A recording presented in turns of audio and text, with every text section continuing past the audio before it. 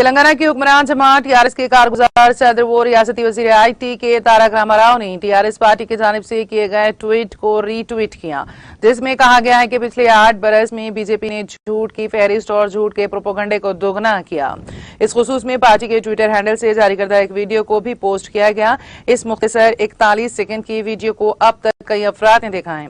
ये वीडियो मरकजी वजारत ज़राअत की जानिब से किए गए दावे के जवाब में बनाया गया है।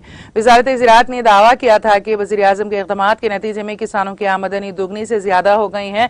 टीआरएस ने इस दावे को झूठ करार दिया और कहा कि हकीकत कुछ और ही है। इसमें मुख्तलिफ मीडिया इदारों की खबरों की सुर्खियों को पेश किया गया। ऐसी ही एक सुर्खी में दावा किया गया कि लॉकडाउन में ज़राई शोबे की तरक्की के बावजूद किसानों की आमदनी में हिंदुस्तान में इजाफा नहीं हुआ है। एक ऐसी ही सुर्खी में कहा गया है कि किसानों की आमदनी के कम होने की वजूहात तलाश की जाएं, इसके लिए इस्लाही इक़दामात किए जाएं। ऐवान के पैनल का हुकूमत को मशवरा दिया। एक सुर्खी में कहा गया है कि एमएसपी पर हुकूमत की दगाबाजी ने किसानों की बरहमी में इजाफा कर दिया। एक सुर्खी में लिखा गया है कि किसानों की आमदनी को दुगना करना हनूज क्यों ख्वाब बना हुआ है।